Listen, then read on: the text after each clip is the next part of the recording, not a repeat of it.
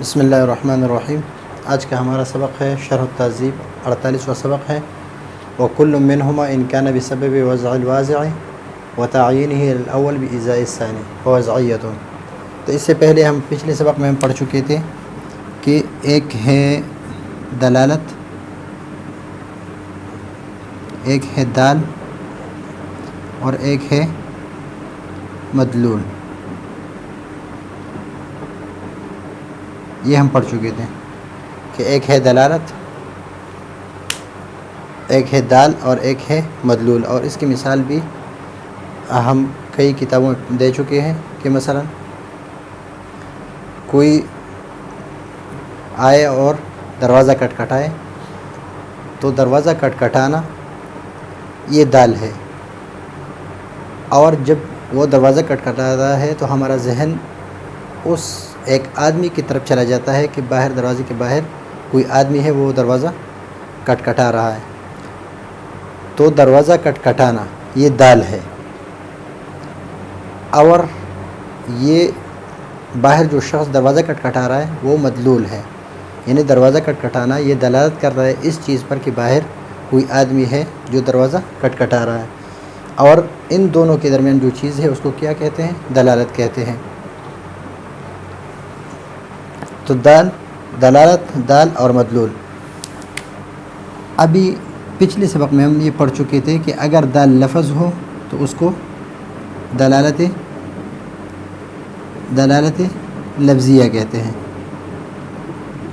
اگر دال غیر لفظ ہو تو دلالت غیر لفظیہ ہے۔ تو یہاں پر ہما جو ضمیر ہے یہ لفظیہ، دلالت لفظیہ اور دلالت غیر لفظیہ کی طرف ہے۔ وَكُلٌّ مِّنْهُمَا یعنی ہر ایک دلالت لفظیہ میں سے اور دلالت غیر لفظیہ میں سے ان كان بسبب وضع الوازع۔ تو یہاں پر دلالت لفظیہ ایک وضعیہ ہے، ایک تبعیہ ہے، اور ایک عقلیہ ہے۔ اس طرح غیر لفظیہ بھی ایک وضعیہ ہے، ایک تبعیہ ہے اور ایک عقلیہ ہے۔ تو دلالت لفظیہ وضعیہ، دلالت لفظیہ تبعیہ، دلالت لفظیہ عقلیہ، تو 1، 2 اور 3۔ اور اسی طرح دلالت غیر لفظیہ وضعیہ، دلالت غیر لفظیہ تبعیہ اور دلالت غیر لفظیہ عقلیہ۔ تو 1، 2 اور 3 قسمیں یہ بن گئی۔ تو اس کے ٹوٹل دلالت کے 6 قسمیں ہیں: دلالت لفظیہ وضعیہ، دلالت لفظیہ تبعیہ، دلالت لفظیہ عقلیہ، اور دلالت غیر لفظیہ وضعیہ، دلالت غیر لفظیہ تبعیہ اور دلالت غیر لفظیہ عقلیہ۔ تو یہاں پر جو ترتیب ہے یہ پہلے وضعیہ کی تقسیم کی ہے کہ اس میں دونوں میں علاقہ ذاتیہ ہے یا تبعیہ ہے اور یا بوضع الواضح ہے۔ تو اگر کسی نے وضع کیا ہے، کسی نے مقرر کیا ہے، وضع کہتے ہیں ہم اردو میں کہتے ہیں کہ وضع جب ہم کسی کا نام رکھتے ہیں، نام رکھنا، یا وضع کا معنی رکھنا۔ لیکن یہاں پر ہے کہ ایک چیز کو دوسرے کے ساتھ اس طرح خاص کرنا کہ جب پہلے سمجھ میں آئے، یعنی سمجھ میں آئے بولا جائے، یا سمجھ میں آئے تو دوسرا ضرور سمجھ میں آ جاتا ہے۔ فہم منہ الشیء الثانی۔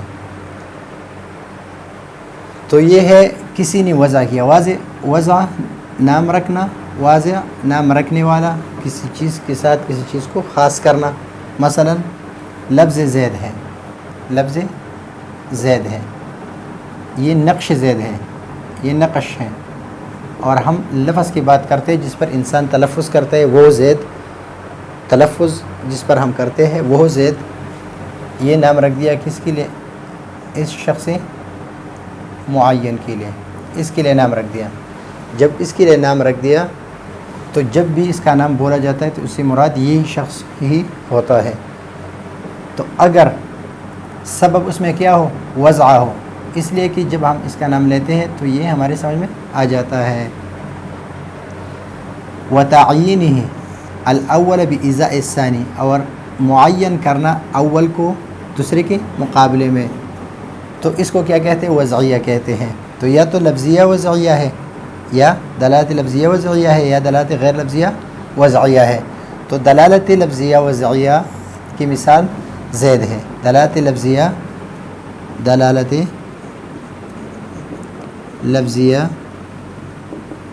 وضعیہ کی مثال کیا ہے؟ لفظ زید ہے. اس کو وضع کیا کہ دلالت لفظ زید علی ذاتہ، لفظ زید کی دلالت اس کے ذات پر، یعنی جس کے لیے یہ نام رکھ دیا گیا ہے. جب لفظ ہو، لفظ یہاں پر اس لیے ذکر کیا ہے کہ نقش زید مراد نہیں بلکہ لفظ زید مراد ہے، جو جس پر ہم تلفظ کرتے ہیں. اعلیٰ ذاتی ہی، زید کے ذات پر. یہ مثال ہے کس کے؟ دلالت لفظیہ وضعیہ کی. ابھی دوسری مثال ہے دلالت غیر لفظیہ وضعیہ کی. غیر لفظیہ وضعیہ کی مثال ودلالت الدول الاربعہ علی مدلولاتها. دول اربعہ اس سے مراد اشارات ہیں. اربعہ چار، تو چار ایک اشارات ہیں، ایک عقود ہے، ایک خط ہے، اور ایک نصب ہے. نصب. ابھی اشارات میں بہت سارے اشارے ہیں، جس طرح ٹرپک والے اشارے کرتے ہیں اور کسی کو کہتے کہ آپ ادھر چلے جائیں، یا ہم ہاں اور نہ میں جواب دیتے، تو یہی اشارات ہیں. عقود سے مراد گنتی ہے. حدیث میں بھی یہ عقد کا لفظ جب بھی استعمال ہوا ہے تو اس سے مراد گنتی ہے. مثلا اس کو وضع کیا گیا ہے کہ اگر ہم یہ انگلی اس طرح رکھیں گے تو اس سے مراد ایک ہے، اگر اس طرح رکھیں گے تو اس سے مراد دو ہے، اگر اس طرح رکھیں گے تو اس سے مراد تین ہے، اگر اس طرح کر لیں گے تو یہ چار ہے، اگر اس طرح کر لیں گے تو یہ پانچ ہے، اگر اس طرح کر لیں گے تو یہ چھ ہے، اگر اس کو لے کر یہاں پر رکھ دیں گے تو یہ سات ہے، یہ آٹھ ہے، اور یہ نو ہے. اور اگر ہم اس کو یہاں پر رکھ دیں گے تو یہ 10 ہے. تو اس طرح عقود یہ بھی وضع کی گئی ہے. یہ ایک کے لیے وضع ہے، یہ دو کے لیے، یہ تین کے لیے، یہ ایک کے لیے، یہ دو کے لیے، یہ تین کے لیے، اور پھر یہ چار کے لیے، اور یہ پانچ کے لیے، اور یہ چھ کے لیے، یہ سات کے لیے، یہ آٹھ کے لیے، یہ نو کے لیے، اور یہ 10 کے لیے. تو اسی طرح یہ وضع کی گئی ہے لیکن ان میں الفاظ نہیں ہے. اس طرح خط ہے، جس طرح لفظ زید ہے، نقش زید ہے، یا یہ جو میں نے لکھا ہے یہ اپنے اپنے الفاظ پر دلالت کر رہا ہے، یہ خط ہے. اور نصب سے مراد جتنی بھی بورڈز ہوتے ہیں، جتنی بھی تختے لگے ہوتے ہیں روڈوں پر، موٹر ویز پر، یا دوسرے جو سڑکیں ہیں اس پر، شوارع جتنے ہیں ان پر جو بورڈز لگے ہوتے ہیں، یا اسکول پر جو بورڈ لگا ہوتا ہے، یہ سارے نصب میں آ رہے ہیں. یہ نسبت ان کی جمع ہے کہ تنصب للدلالت علی الطریق او علی شیء آخر. تو یہ ہے دول اربعہ، اور اس سے اشارات، عقود، خط اور نصب مراد ہے. اور یہ کس کی مثال ہے؟ یہ دوال اربعہ علی مدلولات ہیں. مثلا اشارہ، یہ اشارہ ہے، یہ رضا کے لیے ہے، یہ اشارہ ہے، یہ، یا کوئی اگر دوسرے بہت سارے اشارات ہیں تو یہ وضع کی گئی ہے. اس میں وضع ہے کہ ہم نے مقرر کیا اس کو کہ اگر کوئی جو بورڈ لگا ہوتا ہے اس پہ لکھا ہوتا ہے کہ 10 کلومیٹر ہے، 15 کلومیٹر ہے، یا آگے جو ہے وہ قریب آ رہا ہے، 2 کلومیٹر رہ گیا، یا آپ نے پیچھے چھوڑ دیا، یہ سارے جتنے بھی ہے یہ وضع کی گئی ہے لیکن اس میں الفاظ نہیں ہے. تو وضع ہے. دال اس میں کیا ہے؟ غیر لفظ ہے. دال اس میں کیا ہے؟ غیر لفظ ہے. اور سبب کیا ہے؟ وضع الواضح ہے، اور تعین ہی الاول کہ اول نے اس کو وضع کیا ہے دوسری چیز کے لیے، بإزاء الثانی فوضعیۃ، تو یہ وضعیہ ہے۔ وإن كان بسبب اقتضاء التبع حدوث الدال عند عروض المدلول فتبعیۃ، مثلا طبعیت یہ تقاضا کرے، مثلا یہاں پر طبعیت تقاضا کرتا ہے کس کا؟ اقتضاء التبع، حدوث الدال یہ اح کا تقاضا کرتا ہے، اح کا تقاضا کرتا ہے کس وقت؟ عند عروض المدلول، عروض المدلول وجع الصدر، جب وجع الصدر ہوں تو اس پر دلالت کیا کرتا ہے؟ اح اس پر دال ہے، تو اس میں اقتضاء کون کرتا ہے؟ بسبب اقتضاء التبع حدوث الدال عند عروض المدلول فتبعیۃ، تو تبعیہ میں بھی دو ہے، دلالت لفظیہ تبعیہ،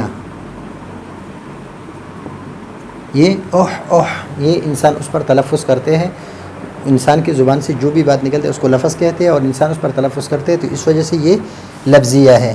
تو کس کی مثال ہے؟ یہ لفظیہ تبعیہ کی۔ اور زید کا مدلول کیا ہے؟ اس کے تشخص جو ہے اس کی ذات، اور دوال اربعہ یہ اپنے مدلولات پر، اور اعلی وجع الصدر پر۔ ابھی دلالت ہے لیکن غیر لفظیہ ہے، اس میں تلفظ نہیں ہے، انسان کے منہ سے الفاظ نہیں نکلتی، اس میں تبعیہ اور تبعیہ ہے۔ تقاضا کس کے؟ سبب کیا ہے؟ تبعیت کے ہے۔ مثلا یہاں پر یہ اس کی مثال ہے لفظیہ کے، لفظیہ تبعیہ، وجع الصدر سینے کا درد، سینہ درد کرتا ہے تو آدمی کرتا ہے، یا ہر ایک کے الگ الگ ہوتے ہیں، مثلا بہت ساری دلالات ہیں۔ ودلالت سرعۃ النبض، یہ سرعۃ النبض جو ہے یہ دال ہے، حدوث الدال، اقتضاء تبع کرتا ہے حدوث الدال، سرعۃ النفس، سرعۃ النبض عند عروض المدلول، عروض المدلول کیا ہے؟ الحمى،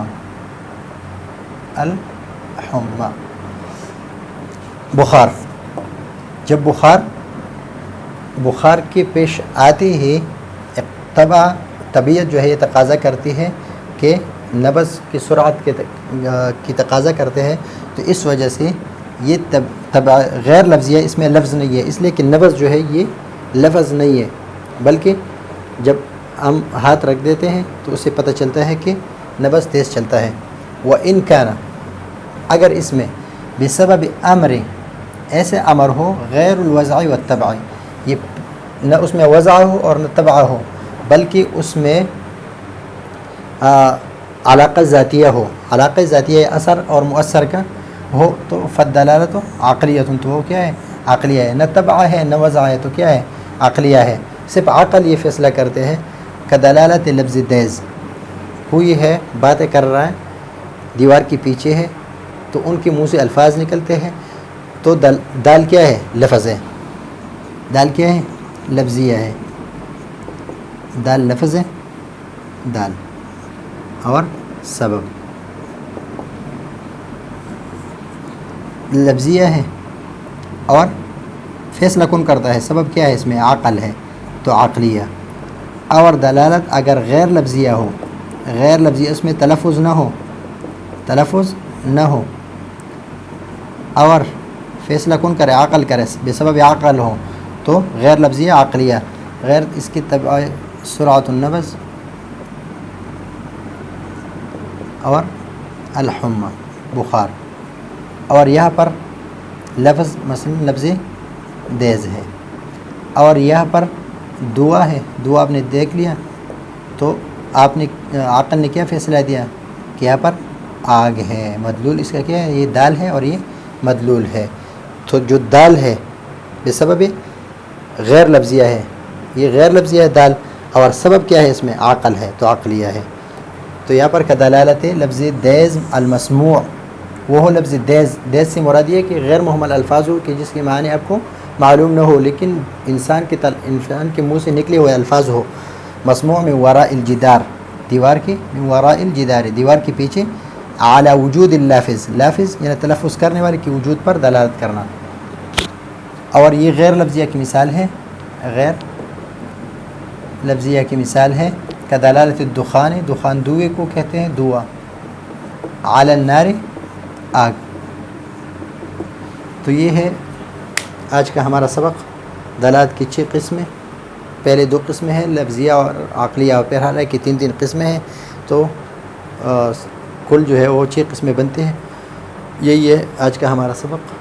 اگلے سبق کے لیے اجازت چاہتے ہیں. اللہ حافظ.